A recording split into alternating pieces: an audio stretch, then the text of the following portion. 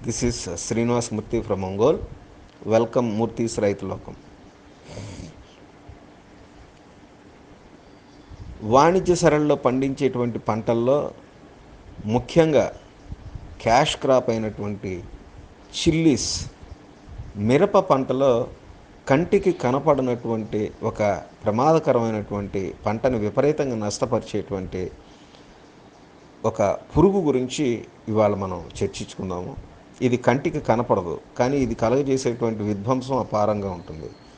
పంట మొత్తాన్ని కూడా తీసుకోకుండానే పంటను కోల్పోవాల్సినటువంటి సందర్భాలు వస్తాయి. ఇదే నల్లి, దీన్నే మైట్ అంటాము. దీన్నే బ్రాడ్ మైట్ అని, ఎల్లో చిల్లీ మైట్ అని ఇట్లా వివిధ పేర్లతో పిలుస్తూ ఉంటారు. శాస్త్రీయంగా అయితే కనుక ఈ నల్లిని పాలిఫాగో టార్సోనిమస్ లాటస్ అంటాం. పాలిఫాగో టార్సోనిమస్ లాటస్. ఇది టార్సోనిమిడియా అనేటువంటి ఒక కుటుంబానికి చెందినటువంటి కంటికి కనపడని నల్లి. ఇది కేవలం మిరప పంటలోనే కాకుండా చాలా రకాలైనటువంటి వాణిజ్య పంటల్లో, అలాగే పండ్ల తోటల్లో కూడా కలగజేసేటువంటి నష్టం అపారమైనటువంటి నష్టం. మరి ఇప్పుడు మనం చెప్పుకున్నట్లుగా ఇది కంటికి కనపడదు, కానీ ఇది కలగజేసేటువంటి నష్టం అపారంగా ఉంటుంది. మరి దాన్ని గుర్తించేదెలా? ఇది మనం అనుకున్నటువంటి ఈ బ్రాడ్ మైట్ లేదా పాలిఫాగో టార్సోనిమస్ లాటస్ కలగజేసేటువంటి నష్టం అని గుర్తించేదెలా? దీన్ని గుర్తించేటువంటి విధానాలకు వచ్చేటప్పటికి మొట్టమొదటిగా ఆకులు క్రింద వైపు ముడుచుకొని బోర్లించిన లేదా తిరగేసినటువంటి పడవలాగా ముడుచుకుపోయి ఉంటాయి. ఆకులు కుచ్చుల్లాగా అయిపోయి, బ్రిటిల్గా అయిపోయి, ఆకులు కింద వైపుకు ముడుచుకుపోయి తిరగేసిన పడవ మాదిరిగా ఉంటాయి. చూడంగానే గుర్తుపట్టచ్చు. ఇదొక ప్రధాన లక్షణం. రెండోది, అతి ముఖ్యమైనటువంటి ఇంకో లక్షణం, ఆకుల యొక్క కాడ, దీన్ని పిటియోల్ అంటాం. ఆకుల యొక్క కాడ ఇలాంగేటెడ్గా, అంటే సాగి పొడవుగా ఉంటుంది.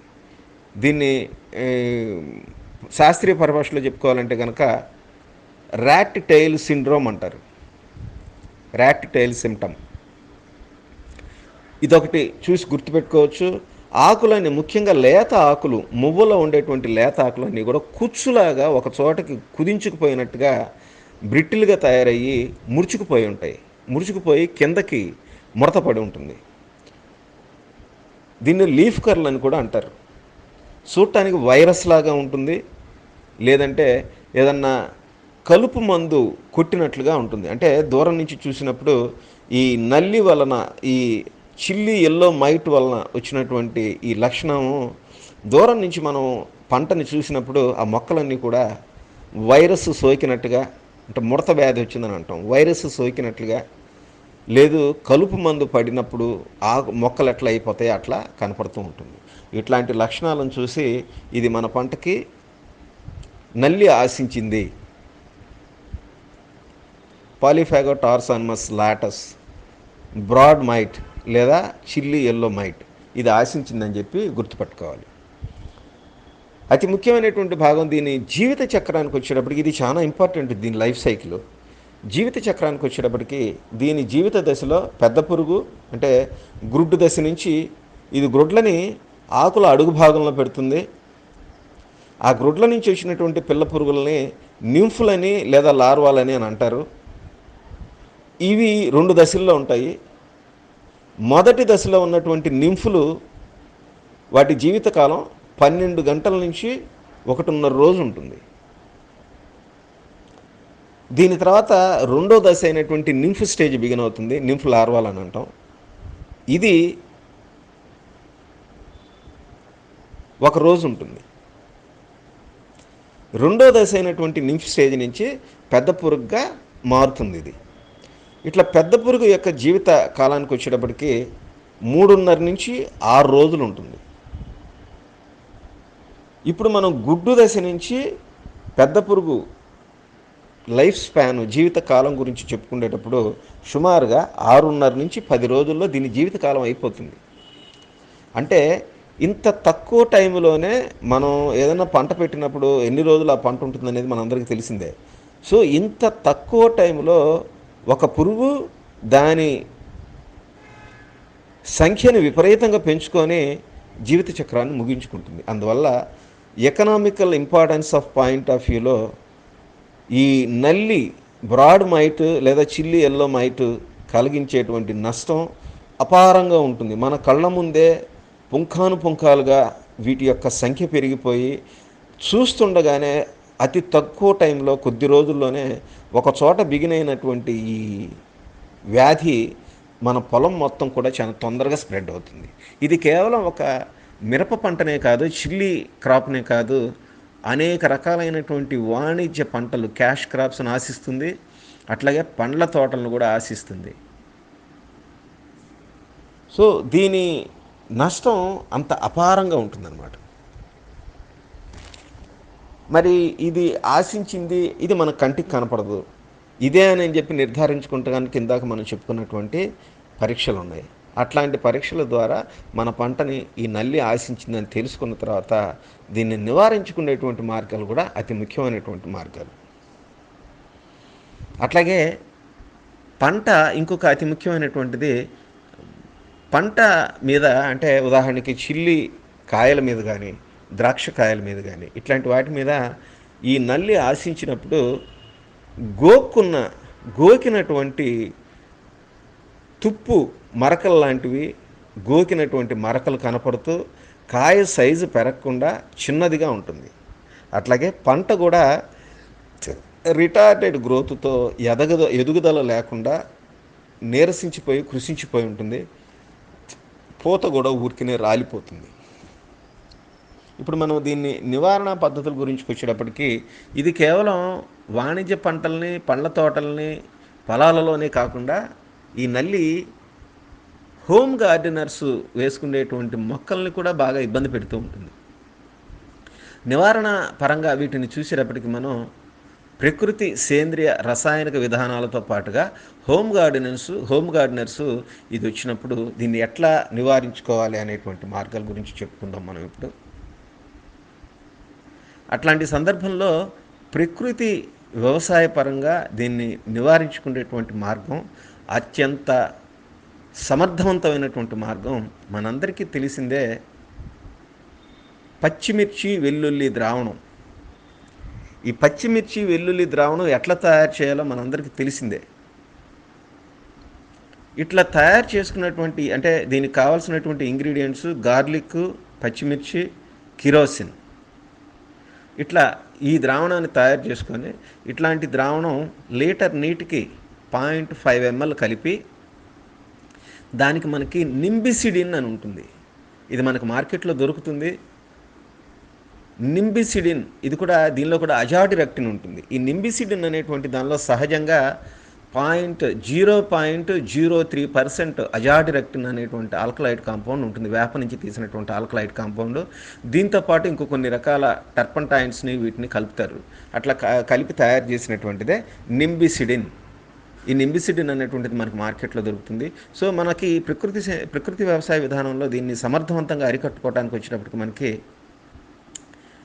పచ్చిమిర్చి, వెల్లుల్లి, కిరోసిన్ ద్రావణం 0.5 ml per litre water plus 0.5 ml నింబిసిడిన్. ఈ మిశ్రమాన్ని లీటర్ వాటర్ కలుపుకొని దాన్ని చల్లటి ఉదయపు లేదా సాయంత్రపు వేళలో మొక్క తడిసేటట్టుగా 15 రోజుల్లో 2 లేదా 3 సార్లు పిచికారీ చేసుకుంటే కనుక ఈ నల్లి నష్టాన్ని మనం సమర్థవంతంగా నివారించుకోవచ్చు. ఇది ప్రకృతి వ్యవసాయ విధానంలో. రెండోది మనకి సేంద్రియ వ్యవసాయ విధానం.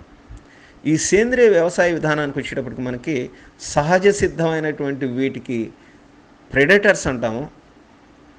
ఈ ప్రెడేటర్స్ ఉంటాయి, వాటి ద్వారా కంట్రోల్ చేయొచ్చు. అట్లాగే మనకి ఎంటమో ప్యాథజెనిక్ నెమటోడ్ అయినటువంటి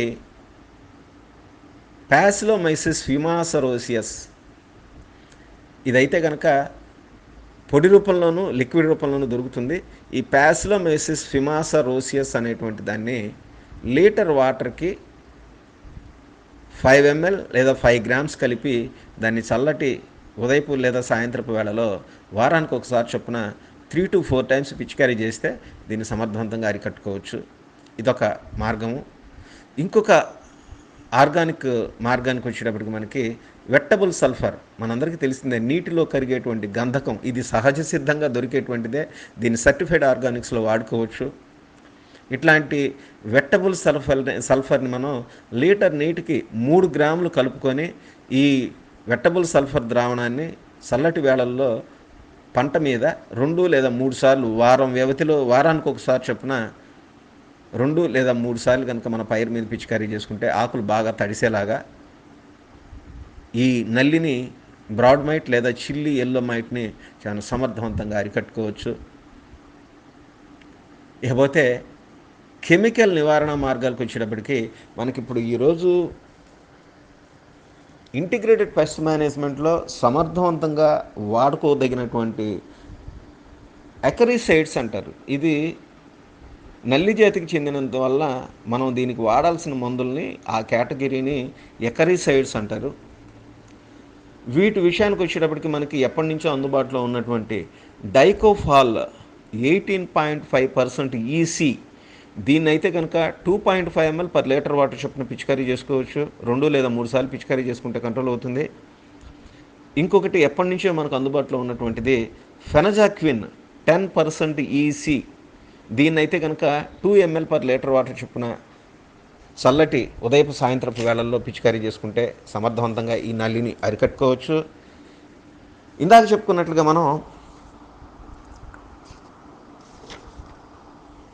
ఇంటిగ్రేటెడ్ పెస్ట్ మేనేజ్మెంట్లో వాడుకోదగినటువంటి ఎకరిసైడ్స్, వీటి విషయానికి వచ్చేటప్పటికి మనకి చాలా అడ్వాన్స్డ్ ఎకరిసైడ్స్ ఉన్నాయి. అట్లాంటి వాటి పరంగా చెప్పుకునేటప్పుడు మనకి ఓబెరాన్,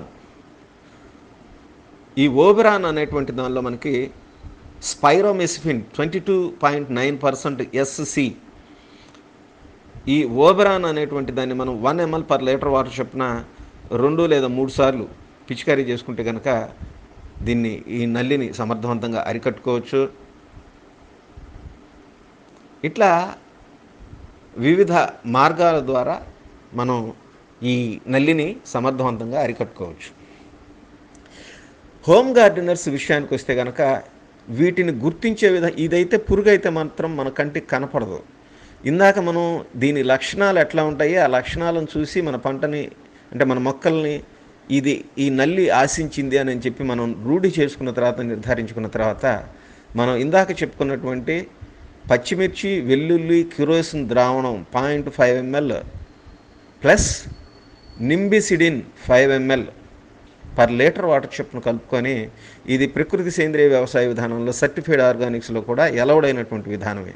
దీన్ని మనం చల్లటి వేళలో ఆకులు, మొక్క భాగాలు అన్నీ తడిసేలాగా పిచికారీ చేసుకుంటే ఈ నల్లిని అరికట్టుకోవచ్చు. 1. 2, మనం ఇందాక ఆర్గానిక్ మెథడ్లో చెప్పుకున్నట్లుగానే మనకు మార్కెట్లో ప్యాసిలోమైసిస్ ఫ్యూమాసరోసియస్ అనేటువంటి ఎంటమోపాథజెనిక్ ఫంగై దొరుకుతుంది. దీన్నైతే కనుక 5 grams లేదా 5 ml లీటర్ వాటర్ చొప్పున కలిపి దీన్ని పిచికారీ చేసుకుంటే, వారానికి ఒకసారి చొప్పున 3 లేదా 4 సార్లు పిచికారీ చేసుకుంటే ఈ నల్లిని సమర్థవంతంగా అరికట్టుకోవచ్చు. మైట్ లేదా వెట్టబుల్ సల్ఫర్, నీటిలో కరిగేటువంటి గంధకం, వెట్టబుల్ సల్ఫర్ 50% అని మనకు దొరుకుతుంది. దీన్ని లీటర్ నీటికి 3 గ్రాముల చొప్పున కలుపుకొని చల్లటి వేళల్లో పిచికారీ చేసుకుంటే 2 లేదా 3 సార్లు వారానికి ఒకసారి చొప్పున ఈ నల్లిని సమర్థవంతంగా అరికట్టుకోవచ్చు మనం. ఇట్లా వారు అనుసరించేటువంటి విధానం ద్వారా ఈ నల్లిని సమర్థవంతంగా అరికట్టుకోవచ్చు. ఇక్కడ మనం గమనించి గుర్తుపెట్టుకోవాల్సింది, ఈ నల్లి అనేటువంటిది వైరస్ వెక్టర్ కాదు. నల్లి వల్ల వైరస్ రాదు. చూడటానికి వైరస్ లక్షణాలని పోలి ఉంటుందే కానీ నల్లి అయితే మాత్రం వైరస్ రాదు. వైరస్ రావటానికి కారణాలైనటువంటి ఇన్సెక్ట్స్ వేరేగా ఉంటాయి. ఉదాహరణకి త్రిప్స్ అని, వైట్ ఫ్లై, బెంసియా టబాసి అని ఇట్లాంటివి ఉంటాయి. వాటి గురించి ఇంకొకసారి వీలున్నప్పుడు ఇంకొక ఎపిసోడ్లో చెప్పుకుందాం. నల్లి వల్ల అయితే మాత్రం, ఇప్పుడు మనం చెప్పుకున్నటువంటి ఈ నల్లి వల్ల అయితే మాత్రం వైరస్లు రావు.